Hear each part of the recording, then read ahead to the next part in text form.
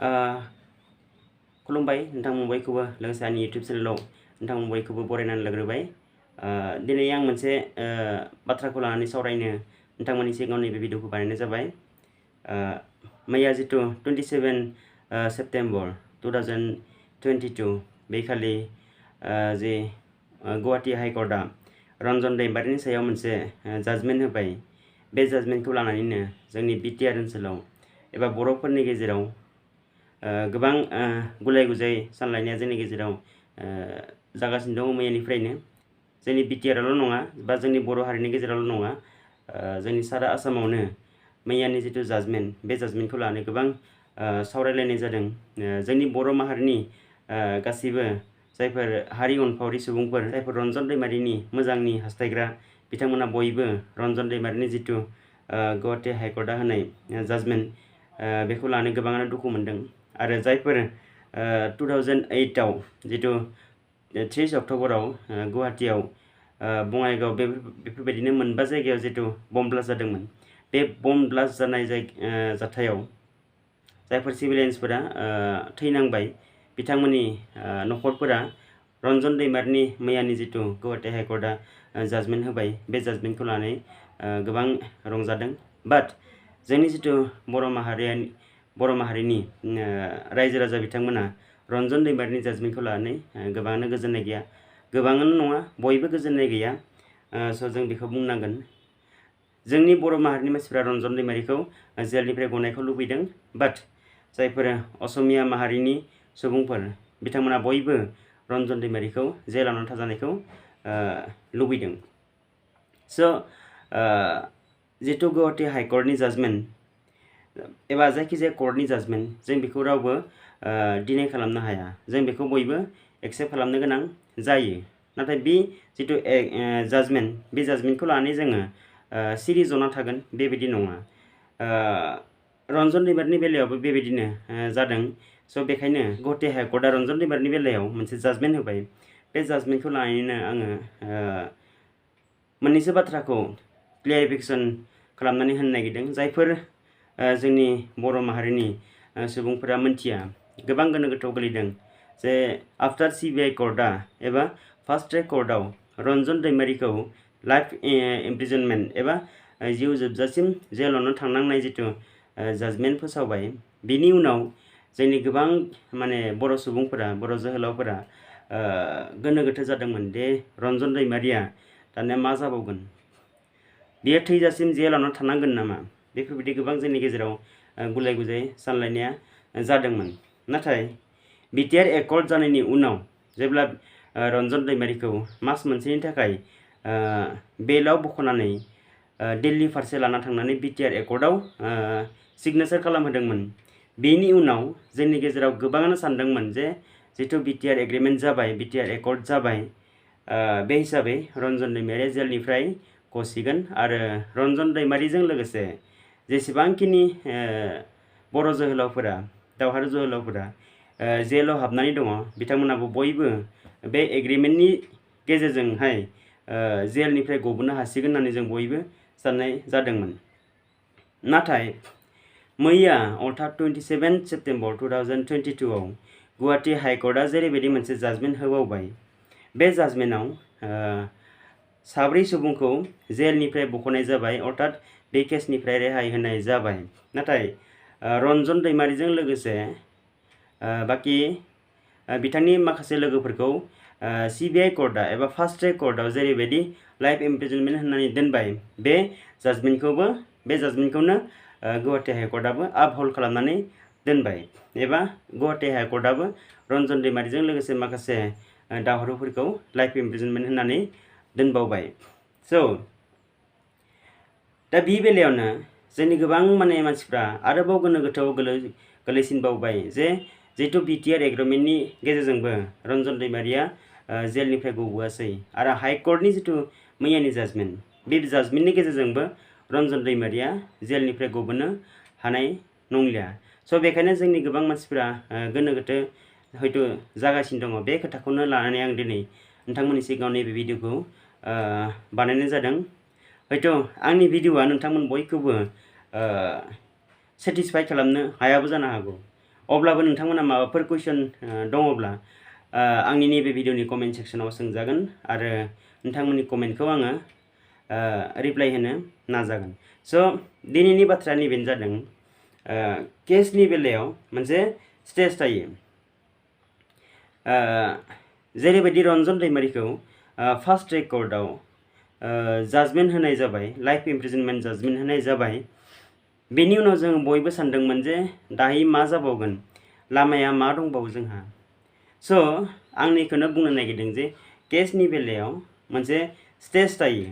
बे स्टेजआनो जादों जुदि लवार कर्टआ सोरबा सासे एक्यूज पार्सनखौ, सोरबा सासे दायनिगिरिखौ जुदि साजा फोसावोब्ला लाइफ इमप्रिजनमेन्ट जायाथों मानो बा 3 बोसोर 7 बोसोर जेल माने फोसावानो जायाथों मानो, बे एक्यूज पार्सना एबा बे कनभिक्टेड पार्सना जितु लवार कर्टनि जाजमेन्ट, बे लवार कर्टनि जाजमेन्टखौ चेलेन्ज खालामनो थाखाय जोंहा मोनसे गोजौ थाखो मोनसे कर्ट दंबावो, बेनो जादों हाई कर्ट।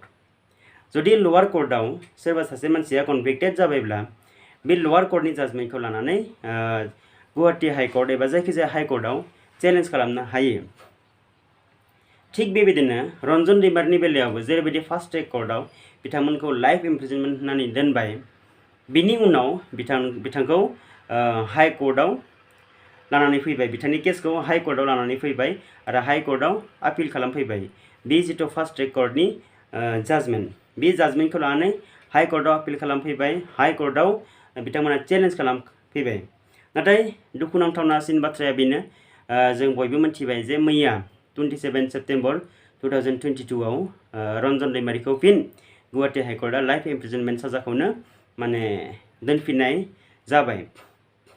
दायो जोंहा लामाया मा, हाई कर्टनि सायाव आरो मा जोंहा लामा दंबावो। स' बेखौनो आङो नोंथांमोननो बुंनो नागिरदों।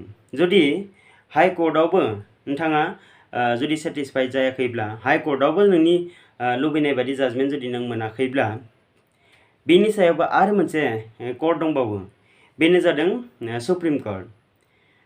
नोंथाङा जुदि लवार कर्टआव कनभिक्ट जाबायब्ला बे लवार कर्टनि जितु जाजमेन्ट, बे जाजमेन्टखौ लानानै नोंथाङा हाई कर्टआव चेलेन्ज खालामनो हायो एबा हाई कर्टआव बे लवार कर्टनि जाजमेन्टखौ लानानै नोंथाङा आपिल खालामनो हायो। बेनि उनाव जुदि हाई कर्टआवबो नोंथांनि लुबैनाय बायदि जाजमेन्ट जुदि फैयाब्ला एबा नोंथांखौ जुदि हाई कर्टआवबो कनभिक्ट खालामबावोब्ला नोंथाङा सुप्रिम कर्टसिम थांनो हायो आरो सुप्रिम कर्टआव नोंथाङा आपिल खालामनो हायोबा हाई कर्टनि जितु जाजमेन्ट, बे जाजमेन्टखौ सुप्रिम कर्टआव चेलेन्ज खालामनो हायो। थिग बेबायदिनो जोंनि रन्जन दैमारिनि बेलायावबो जोंहा हाई कर्टआवथ' जाला, जों बेखौ नुहुरबाय। मानोना मैयानि जितु जाजमेन्ट, बे जाजमेन्टआव मैया हाई कर्टआबो रन्जन दैमारिखौ लाइफ इमप्रिजनमेन्ट होनानै दोनफिनबावबाय। स' बेखायनो only and last hope supreme court. Ranjan दैमारिया सुप्रिम कर्टसिम थांनांगौ आरो गुवाहाटी हाई कर्टनि जितु जाजमेन्ट, बे जाजमेन्टखौ लानानै बिथाङा सुप्रिम कर्टआव आपिल खालामनो हायो। जों बयबो बेखौनो लुबैदों, हयथ' गोबां बर'नि दैदेनगिरिफ्राबो बेखौनो हयथ' सानदों जे रन्जन दैमारिया सुप्रिम कर्टसिम थांनांगौ आरो सुप्रिम कर्टआव थांनानै बिथांनि जितु हाई कर्टनि जाजमेन्ट, बे हाई कर्टनि जाजमेन्टखौ लानानै बिथाङा चेलेन्ज खालामनांगौ आरो हाई कर्टआव सुप्रिम कर्टआव बिथाङा आपिल खालामहैनो नांगौ। जेब्ला हाई कर्टनि जाजमेन्टखौ सुप्रिम कर्टआ नायगोन, बिजिरगोन, बेनि उनाव जुदि माखासे एभिडेन्सफोरखौ सुप्रिम कर्टआ जुदि सेटिसफाइड जायाब्ला हयथ' रन्जन दैमारिखौ जितु हाई कर्टनि जे लाइफ इमप्रिजनमेन्ट जितु कनभिक्टेड होनानै दोनदों, सेन्टेन्स होनानै दोनदों, बेखौ हयथ' सुप्रिम कर्टआ बोखारनानै होनोबो हागौ आरो रन्जन दैमारिखौ दायनिगिरि जितु जाबसिननाय जादों, बे दायनिगिरि जाबसिननायनिफ्राय बिथांखौ रेहाय होनोबो हागौ। स' बेखायनो जोंनि बर' माहारिनि गासैबो जोहोलाव बा जोहोलावजो बिथांमोनखौ बा सेंग्रा सिख्ला बयखौबो आं बेखौनो मिथिहोनाय जादों जे जितु रन्जन दैमारिया हाई कर्टआव मैया सेटिसफाइड जायासै, बिथांनि जितु फार्स्ट ट्रेक कर्टनि जाजमेन्ट, बेखौनो हाई कर्टआवबो बाहाल लाखिनाय जाबाय। स' बेखायनो रन्जन दैमारिया दिनैहाय सुप्रिम कर्टआव थांफिननायनि मोनसे लामा दङ एबा सुप्रिम कर्टआव थांनो हायो आरो सुप्रिम कर्टआव बिथाङा आपिल खालामनो हायो जितु गुवाहाटी हाई कर्टनि जाजमेन्ट। स' जों बयबो लुबैदोंमोन बिटिआर एकर्डखौ लानानै माखासे जेल जानाय जोंनि बर'नि जोहोलावफोरा जेलनिफ्राय ओंखारबोगोन जायफोर जेलाव कनभिक्टेड जानानै दङ बिथांमोना रावबो जेनेरेल एमनेस्टि मोनासै बियो जोबोद आनफर्चुनेट मानोना जिथु एग्रिमेन्टनि समाव हाखु दाखु एग्रिमेन्ट खालामनाय जादों बे मोनसे मिस्टेक थालांदों स' बेखायनो दिनै बिटिआर एग्रिमेन्टखौ लानानै गोबाङा बायदि कमेन्ट होनाय जों नुनो मोन्दों आङो बिटिआर एग्रिमेन्टनि सोमोन्दै आङो दिनैहाय जेबो बुंथ'ला बिटिआर एग्रिमेन्टखौ लानानैबो आङो नेक्स्ट भिडिअ आङो मोननैसो बाथ्रा बुंगोन मानोना बिटिआर एग्रिमेन्टआ मा बिटिआर एग्रिमेन्टआव मा गोरोन्थि थालांखो आरो बिटिआर एग्रिमेन्टआ लिगेल ना इलिगेल आं बे बाथ्राखौ लानानैबो आंनि नेक्स्ट भिडिअहाय बानायगोन नोंथांमोना जुदि इन्टारेस्टेडब्ला आंनि भिडिअखौ नोंथांमोना नेबाय थादो आरो नैबेखिनि बाथ्राखौनो आं दिनैहाय बुंबाय मोनसे बाथ्राखौ आं दिनैहाय बुंबावनो सानदों जे मैया 27 सेप्टेम्बर 2022 नि जिथु हाइकर्टनि जाजमेन्ट रन्जन दैमारिनि सायाव जिथु हाइकर्टआ बिथांमोनखौ लाइफ इमप्रिजनमेन्ट होननानै दोनबावबाय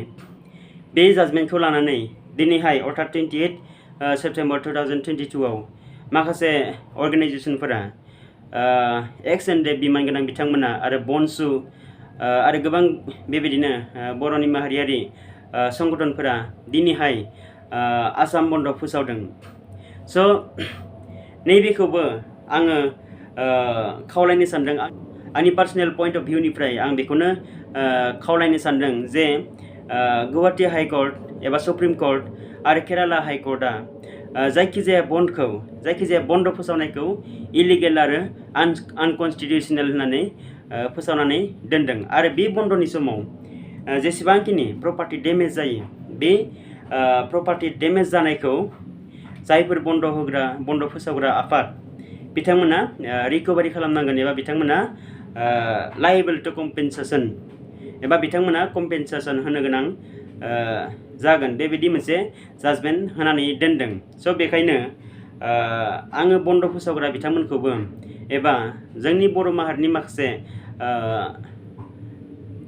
लाइमोनफोरखौबो आङो बे बाथ्राखौ जास्ट इनफरमेसननि थाखाय आं बुंनाय जादों जे जायखिजाया बन्दआ इलिगेल आरो आनकनस्टिटिउसनेल बियो हाइकर्टनि एबा सुप्रिम कर्टनि आरो केराला हाइकर्टनिबो मोनसे जाजमेन्ट एबा अर्डार स' बेखायनो बन्दनि समाव जों जायखिजाया भायलेन्सखौ खालामनो नाङा जुदि बन्द होबायब्ला पिसफुल माने बन्दखौ फालिनो बयबो नाजा आरो बेयाव रावखौबो बाय फर्स खालामनो नाङा रावखौबो रावनिबो प्रपार्टि डेमेज जाहाथे जाया बेखौबो नोजोर लाखिनांगोन स' बेखायनो जिथु बन्द होआब्लाथ' मोजां जिथु हाइकर्टआ एबा सुप्रिम कर्टआनो बे अर्डारखौ होनानै दोनदों बेनि थाखायनो बन्द होआब्लाथ' मोजां जिहेतु बियो इलिगेल आरो आनकनस्टिटिउसनेल नाथाय बेयाव मोनसे सेन्टिमेन्ट हाबनानै जिथु थाहैबाय स' बेखायनो गोबां अर्गेनाइजेसना हयथ' बन्द फोसावनो हागौ बाट बियो इलिगेल आरो आनकनस्टिटिउसनेल अब्लाबो जायफोर बन्द फोसावग्रा आफादफोर बिथांमोनखौ आङो आंनिफ्राय नैबे मोनसेखौ बाथ्राखौ जास्ट माने इनफरमेसननि थाखाय बुंनानै दोनबाय एबा माखासे जायफोर आफादनि मानसि नङा साप'ज एक्स एन डि बि नङा सोरबा बनस'नि सापर्टारबो नङा बा गुबुन आफादनिबो नङा बाट बर'नि सेन्टिमेन्ट दङ जायखिजाया आफादा बन्द फोसावब्लानो हयथ' सोरबा गारि मटर थांनाय लामाफोर मानसिफोरखौ सेन्टिमेन्ट गोनां मानसिफोरा हयथ' एटाक खालामबायनो हागौ जोंनि सेंग्राफोरा स' बेखायनो आं गासैखौबो बे बाथ्राखौ इनफरमेसन होनानै दोनबाय जे जेबो प्रपार्टि जाहाथे डेमेज जाया स' बेखौ नोजोर लाखिनांगोन आरो बेखिनि इनफरमेसनखौ होनानैनो आं दिनैनि बे भिडिअखौ एसेयावनो फोजोबबाय आरो जुदि भिडिअआव आंनि भिडिअआ नोंथांमोनखौ जुदि सेन्टिमेन्ट हार्ट खालामदोंब्ला आङो जोबनायाव फिन खेबसेबाव निमाहा बिबावबाय आरो आंनि भिडिअआव नोंथांमोना माबाफोर जुदि सोंनो गोनां एबा मिथिनो गोनां दङब्ला आंनि कमेन्ट सेक्सनाव सोंजागोन आं नोंथांमोननि कमेन्टनि रिप्लाइखौ नेक्स्ट भिडिअआव होनो नाजागोन स' आंनि भिडिअखौ जोबजासिम नायनो थाखाय नोंथांमोन बयखौबो आंनि गोसो गोरबोनिफ्राय साबायखर बावहरबाय आरो आंनि नेक्स्ट भिडिअखौ नोंथांमोना नेनानै थागोन होननानै आसा खालामबाय गोजोन्थों।